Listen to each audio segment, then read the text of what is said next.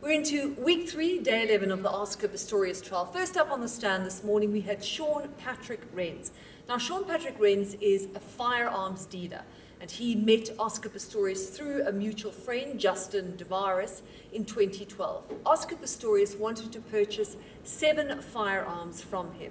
2 Smith & Wessons, a Smith & Wesson 500 being one of them, 2 assault rifles, and 3 shotguns. But the applications for those 7 firearms were never finally processed. Oscar Pistorius never actually received the guns because they were cancelled after he shot Reeva Steenkamp.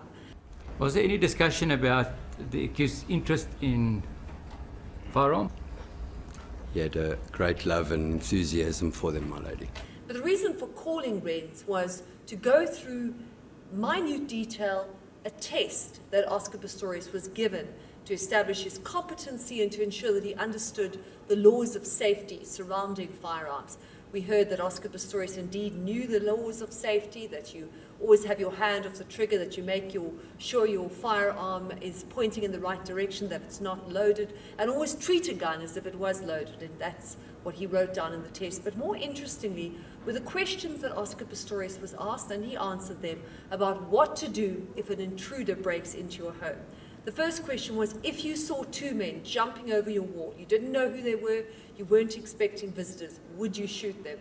No, answered Oscar Pistorius. If they entered your home and started removing your valuable hi-fi, your very expensive hi-fi, would you shoot at them then? No, answered Oscar Pistorius. Would you shoot them if they threatened to kill you if you did not leave and you were behind a security gate? To that, Oscar Pistorius also answered no.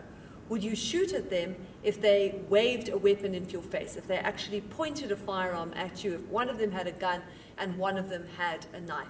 And to that, Oscar Pistorius answered yes. And this was a very telling question. It details the stringent rules that surround when and when you cannot shoot an intruder, that only if your life is in immediate danger could you argue self-defense. And this goes to the core of Oscar Pistorius' evidence. He argues that he thought it was an intruder, and that's why he shot 4 times through that locked toilet door at his girlfriend, Reeva Steenkamp, mistaking her, he said, for an intruder at the time.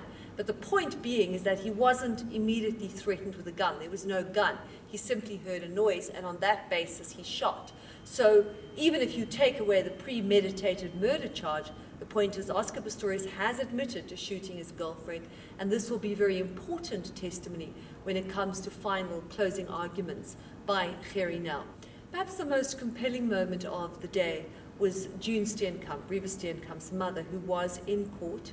She came to listen this morning, and as Oscar Pistorius walked into court this morning, he made eye contact with her, and with the slightest of nods acknowledged her, but said nothing, moved on.